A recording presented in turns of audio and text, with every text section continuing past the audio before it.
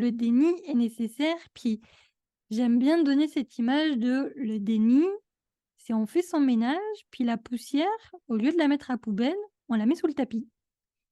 Puis le tapis, en fait, bizarrement, il commence à y avoir une petite bosse. Puis la petite bosse, elle commence à grandir.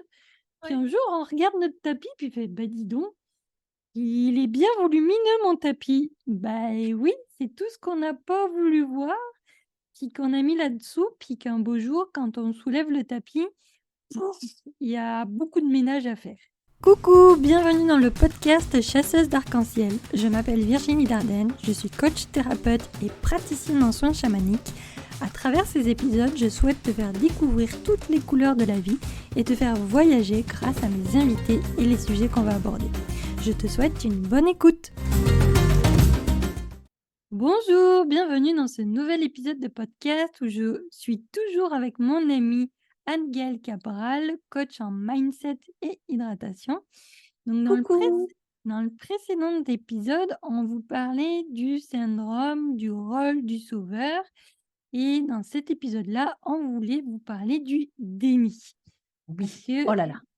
justement, on a fait un petit débat avant de commencer cet épisode, puis souvent c'est ça, hein, quand on porte une casquette, que ce soit victime, bourreau, sauveur, ben on est dans le déni de porter cette casquette. Oui, que ce soit n'importe lequel des 3, on est dans le déni de notre cape, de notre masque. C'est un truc incroyable. C'est ça. Et puis j'ai aussi envie de rebondir que souvent on est dans le déni de notre blessure émotionnelle. Pour ceux qui savent pas c'est quoi une blessure émotionnelle, je vous invite fortement à lire le livre, de Lise Bourbeau, «Les 5 blessures qui m'empêchent d'être moi-même», qui justement fait, comme abstraction, enfin pas abstraction, mais qui fait un détail l'abandon, le rejet, la trahison, l'injustice et l'humiliation. Ce sont les 5 blessures, on va dire, émotionnelles. Elle est générale. Elle est générale, c'est ça, parce qu'il y en a bien d'autres en dessous. Mais tout ça pour dire que, ben, on veut pas les voir nos blessures, on veut pas les voir nos casquettes, parce que si on ouvre les yeux, ouh là là là là là là là là, c'est que c'est pas beau. Ah, ça fait mal, hein. Ah, c'est pas beau et puis ça fait mal. C'est ce côté, victimisation, hein, comment dire? Victimisation, bourreau, enfin, on est vraiment dans ce triangle incroyable, mais le fait de ne pas les regarder, c'est aussi, et c'est ce qu'on disait un peu en aparté, c'est aussi pour se protéger. Oui, Quand on dit, on revient un peu au podcast qu'on avait fait sur la victimisation, mais la victimisation, c'est pas juste dire, «Je suis victime», c'est qu'il y a un réel besoin derrière d'être victime et le déni, c'est il est nécessaire, en fait. C'est ça aussi, le déni, à chaque fois, on le met dans la case du pas gentil, mais le déni, parfois, est nécessaire et je trouve, enfin, c encore une fois, c'est mon angle de vue, c'est ma vérité, c'est comme ça aujourd'hui que j'essaye d'accompagner les personnes. Même quand elles sont dans le déni, même quand on a, surtout au niveau, accompagnement, on va dire, au niveau coaching et qu'on accompagne quelqu'un et qu'on je vois que tu fais oui avec la tête, mais oui, oui, en effet. C'est très parlant ce genre de truc et donc on passe 3 semaines, 1 mois et on avance. On avance dans le sens où la personne arrive à se découvrir petit à petit, arrive à prendre conscience de ses difficultés, de ses blessures, des choses qu'au final qu'elle pensait déjà avoir réglées et que 3 semaines plus tard ou 1 mois plus tard, la personne revient avec le même discours qu'il y a 3 semaines, c'est pas un échec. non, C'est simplement que là, il y a un déni qui se fait parce que la blessure est tellement forte, elle fait oui, tellement mal que la personne n'est pas prête et si en tant que coach ou en tant que thérapeute, médecin, qu'importe, on va casser au bulldozer en disant: «Tu as tort et on vient de passer 3 semaines à faire ça, tu devrais» ou «Aie conscience de ça». Non, ça sert à rien. À c'est pas ce bon. moment-là, on prend la personne et on vient lui donner la sécurité qu'elle cherche en lui disant: «OK, tu as raison, là tout de suite, tu as raison. C'est ça que tu ressens et c'est comme ça que tu dois le ressentir parce que c'est réel pour toi et que donc c'est cette émotion-là qui doit être accueillie». Mais mais souviens-toi également de tout le chemin que tu as parcouru jusqu'à aujourd'hui et tu vas voir que il n'y a pas que ton angle de vue que tu poses maintenant à l'instant I qui est véritable, vu que pendant 3 semaines, tu en as eu d'autres. Et je pense qu'accompagner une personne dans son déni jusqu'au bout, et que ce soit en coaching ou en amitié, en amour, au niveau professionnel, c'est important de savoir accompagner quelqu'un dans son déni. Parce que ce n'est pas quelque chose de toxique. C'est Non, quelque chose justement aussi de libérateur. Voilà, j'avais envie de faire un peu le lien entre déni, je suis entièrement victimisation. d'accord. Puis moi, je vais apporter ma vision aussi qui est un peu complémentaire à la tienne. Pour moi, en fait, le déni, c'est l'ego. Et puis souvent, en fait, puis ça a été drôle, j'ai eu une cliente qui a été là-dedans, qui voulait tuer son ego. Ah oui, mon Dieu, oh là là là là là, le pauvre, pauvre ego. Plusieurs séances, je sais qu'elle voulait tuer son ego parce qu'elle voulait, être pas parfaite, mais elle voulait comme ne plus l'entendre. Sauf qu'au final, c'est quoi notre ego?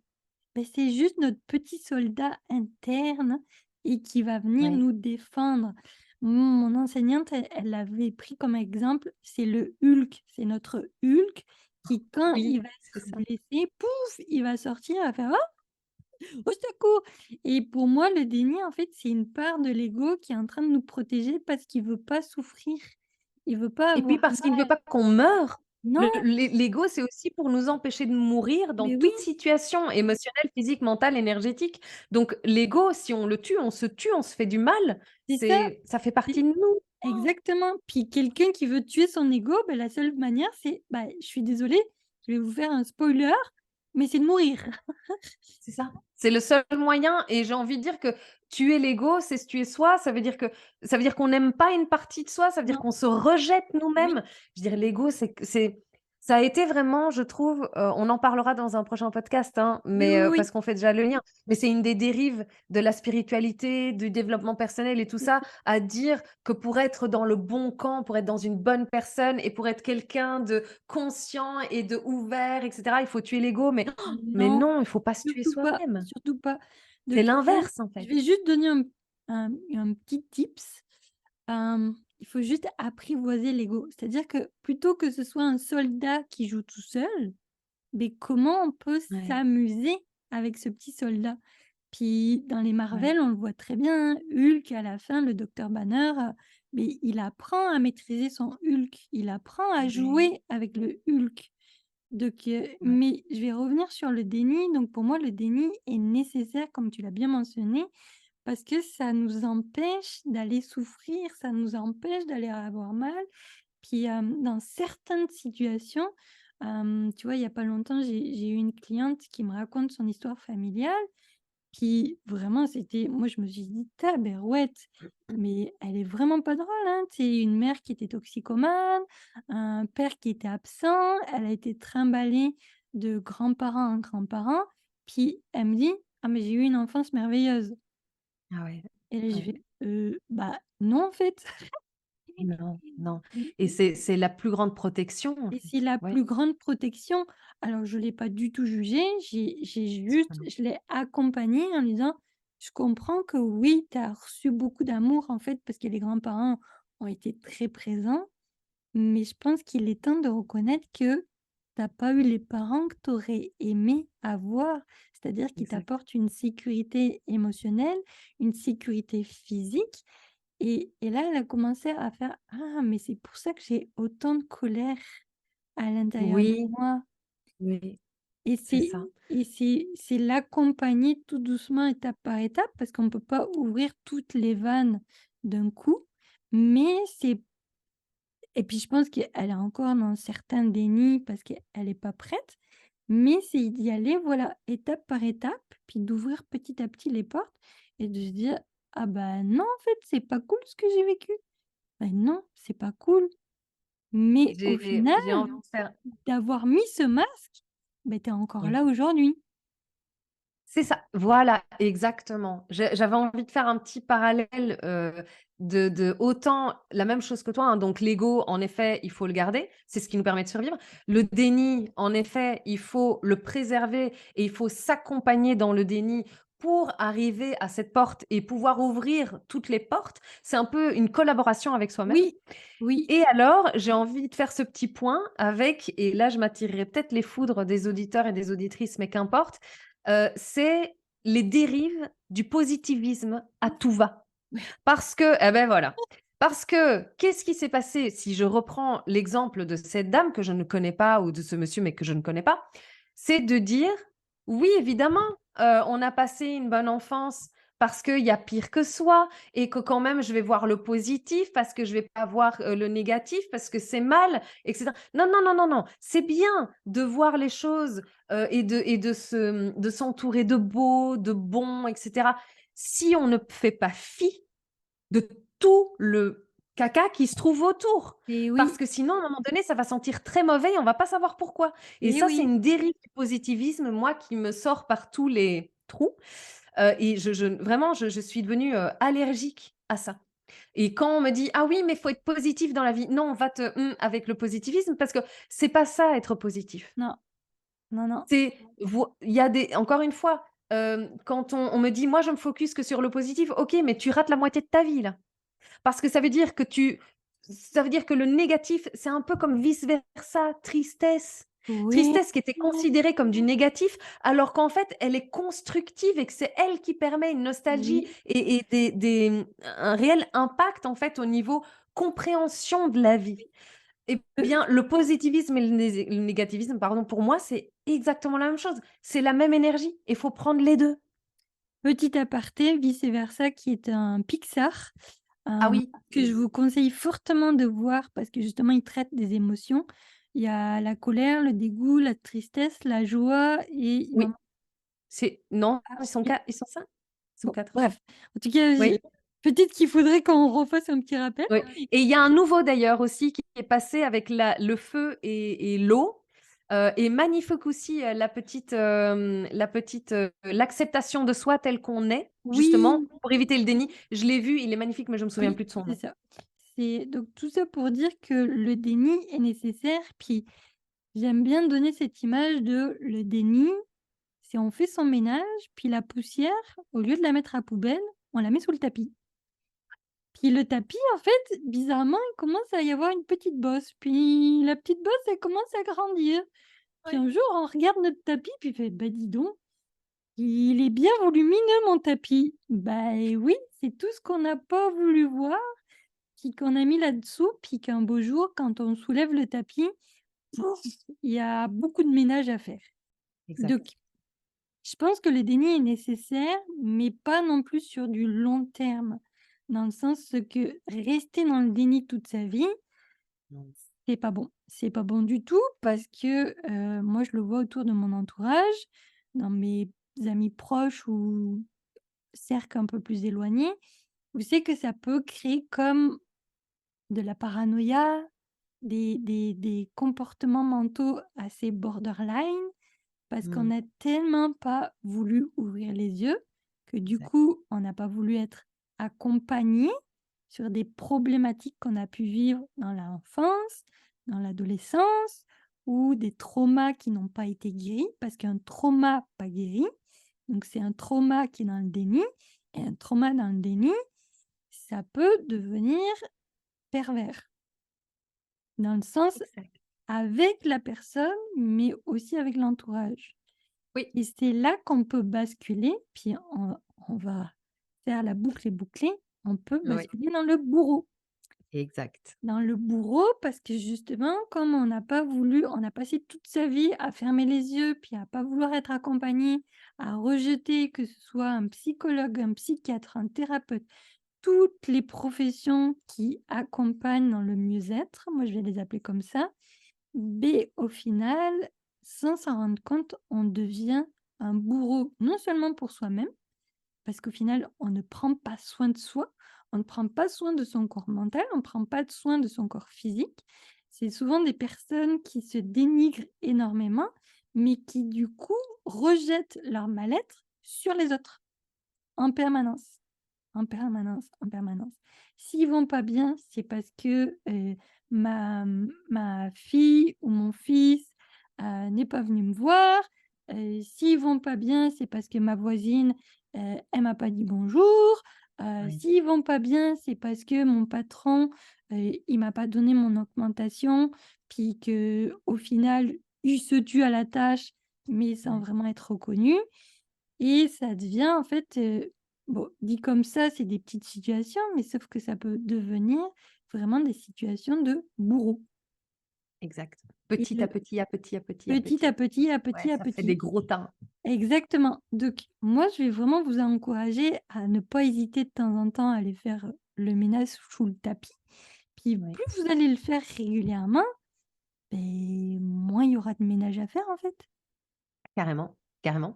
Et ouais, j'ai quand même envie parce que on est arrivé quand même à cette petite conclusion, parce que j'ai quand même envie de dire un peu ce qui s'est dit en aparté. Oui, Souvent, on se disait: «Tiens, on aimerait bien parler du bourreau» et en fait, on n'avait pas de situation non, à long terme. Tandis que sauveuse et victime, ça on l'a bien porté. Mais, heu, bourreau, on s'est dit: «C'est pas possible, forcément on a dû l'être». Alors oui, ponctuellement, on a été bourreau, mais d'ailleurs, est-ce qu'il y a un féminin bourreau? boureuse, Bourrelle, bourreuse, bourreute, je bourrascaille, je voilà, je ne sais pas. Mais donc non, bourreau. Je voi il y a des fois, hein, vous mon avez le cerveau se demande ouais, si de vous avez le mot, vous pouvez nous le dire en commentaire. ah oui, oui, oui, oui, oui, s'il vous plaît, s'il vous plaît. Oui, autant mon cerveau, il se demande si les pingouins ont des genoux et là, c'est vrai que mon mon et les pingouins ont des genoux? En aparté, hein, Ouais, voilà, la réponse est faite pour celles et ceux qui se demandaient. Mais, mais donc oui, donc du coup, on s'est demandé et c'est vrai que c'était de manière très ponctuelle. On a des souvenirs, ouais, mais de manière très ponctuelle et c'est là où on s'est dit: «Ah, mais peut-être nous avons été dans le déni oui, que nous ayons été nous-mêmes bourreaux dans une certaine situation et pas seulement de manière ponctuelle, mais de manière plus, hem, comment est-ce qu'on dit? De manière plus, et heu, sur une plus longue période, ah oui, c'est ça. heu, voilà et c'est comme ça qu'on s'est dit: «Mais en fait, on l'a peut-être été dans le déni» et peut-être qu'on l'est toujours, hein, Oui, mais c'est là où on a voulu mixer les dérives, l'importance de reconnaître le déni, l'importance d'accompagner dans le déni, de se réaliser parce que tout ça amène en effet, à tout ce qui est très pervers narcissique, et manipulation, exactement et c'est là où j'ai envie, moi, de rajouter, mon petit angle de vue en disant que l'autre n'est pas pervers narcissique, c'est le lien qui l'est. oui, C'est très important à réaliser que, un pervers narcissique l'est qu'avec certaines personnes et pas d'autres, donc ce qui veut dire qu'au final, il ne l'est pas. C'est le lien qui est pervers narcissique et le rôle que chacun joue l'un envers l'autre pour se c'est ça, révéler. ouais, Et arriver en fait à ce côté bourreau et comme tu disais, on est pervers narcissique envers soi-même, de ne pas s'accepter et de se faire autant de tort de manière narcissique et perverse, à rester dans ce déni, et on est notre propre bourreau, on est notre meilleur bourreau tout au long de notre vie, notre meilleure victime, notre meilleure sauveuse. Parce que comme exact, on disait dans l'ancien, podcast, c'est que il n'y a que nous-mêmes pour nous sauver. On peut aller chercher des informations à l'extérieur pour les entendre parce qu'au final, on a déjà tout à l'intérieur. C'est très, très, perché dit comme ça, mais c'est vrai au final parce qu'on finit par ressentir et on entre en résonance avec les personnes avec lesquelles nos blessures vont se révéler. C'est bizarre, hein, parce qu'on tombe sur des personnes comme ça de manière tout à fait par hasard. On se dit: «Ah bah oui, je vois, je te vois sourire, hein». Mais on tombe par hasard sur des personnes qui nous font tellement vriller et donc au final, on tombe dans ce côté bourreau, victime, sauveur, mais c'est nous pour nous-mêmes. Notre extérieur n'est là que pour nous révéler à l'intérieur et on y va allègrement. Pourquoi? Parce qu'on a besoin d'entendre ça, besoin d'entendre ce qui nous fait du mal, et si on est en conscience, alors on se libère de ça.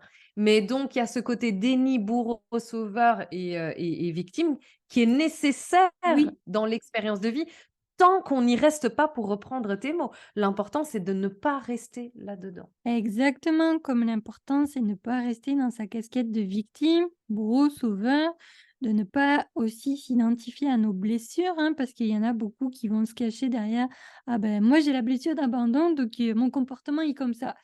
Voilà, non. Alors, oui, effectivement, c'est bien de me donner l'information, mais il y a quand même toujours moyen de prendre Exact, un autre chemin, hein. Il y a pas exact. qu'un seul chemin tracé. Puis en aparté, justement, je faisais la blague à Anne-Gaëlle, ben moi, la seule fois où c'est que j'ai été bourreau, ben c'est quand mon frère, il est né, parce que pour la petite histoire, je voulais une petite sœur.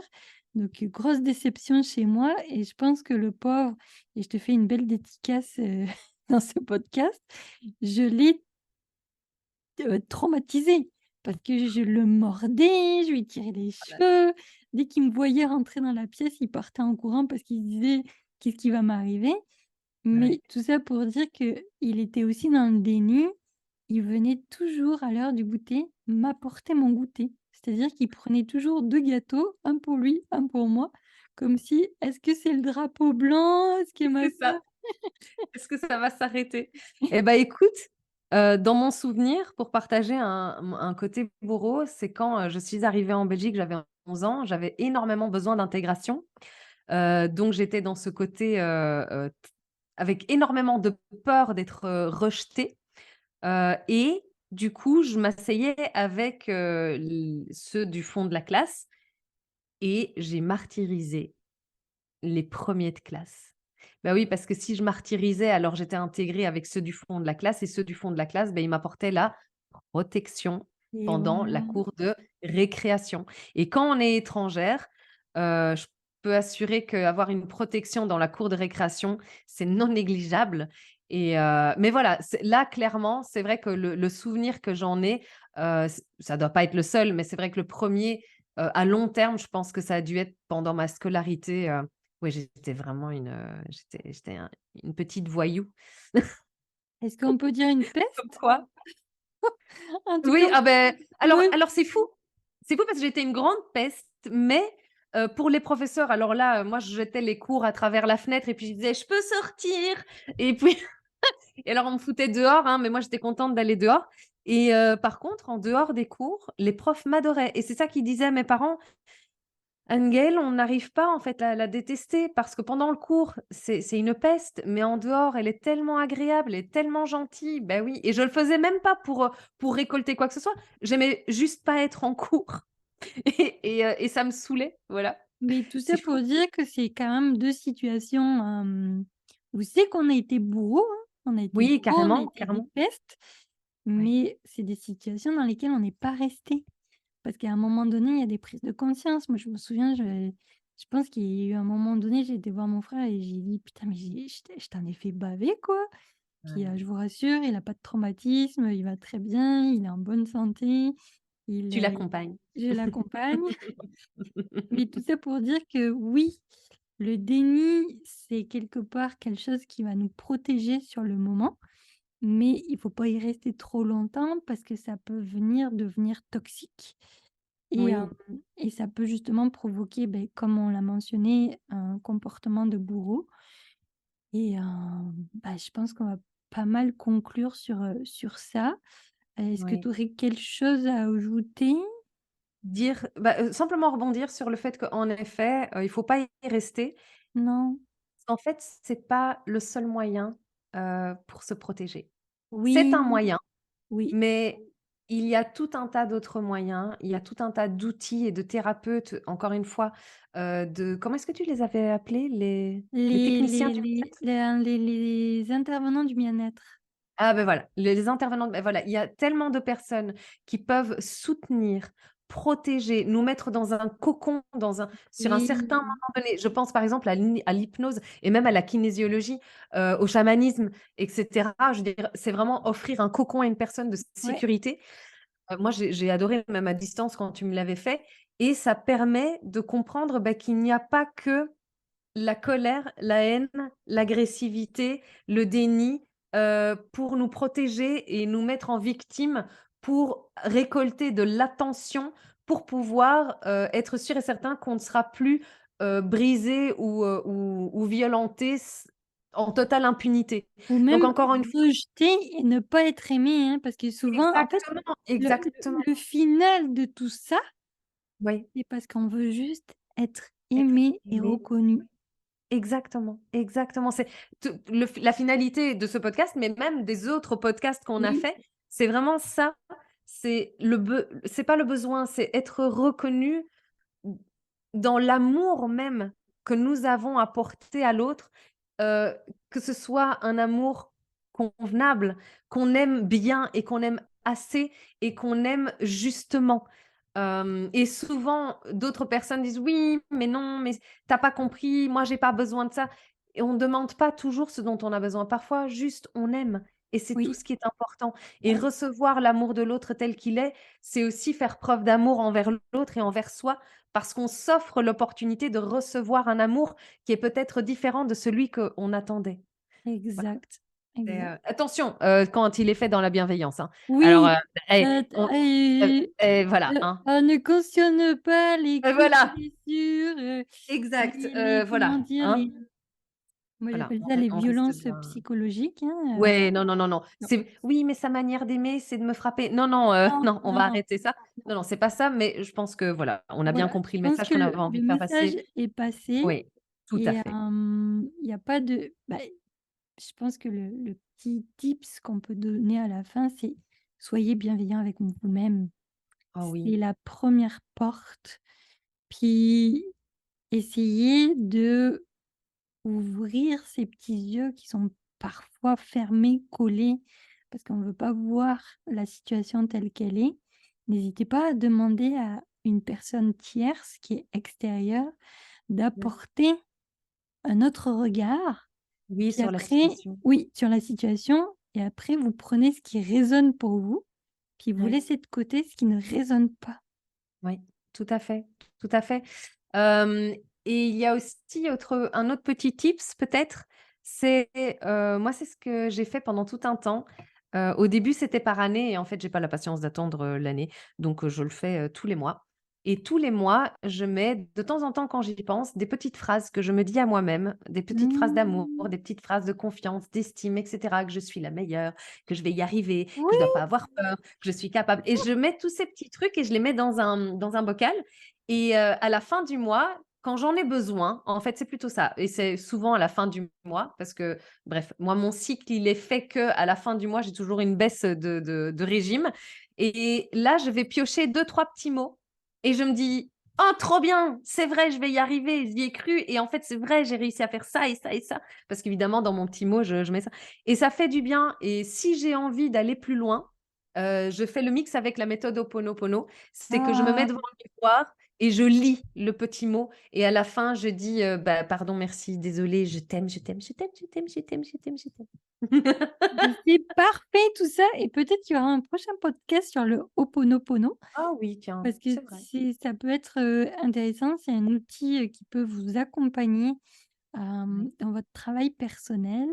En tout Bah, cas, dites-nous si ça vous intéresse. ouais, dites-nous en commentaire si ça vous intéresse justement qu'on fasse des épisodes où c'est qu'on vous donne des outils, mais des outils Oui, concrets que vous pouvez utiliser oui. dans votre quotidien et en tout cas, merci Anne-Gaëlle pour cet épisode. Oh, merci Virginie, c'était trop bien. Oui et puis on vous J'ai dit adoré. à très bientôt. Bisous. Merci d'avoir écouté cet épisode. Si tu m'écoutes sur YouTube, je t'invite à liker, commenter et partager cet épisode. Si tu es sur les plateformes d'écoute classiques, je t'invite à me mettre des petites étoiles pour faire connaître mon podcast. En tout cas, je te souhaite une belle journée et puis je te dis à bientôt.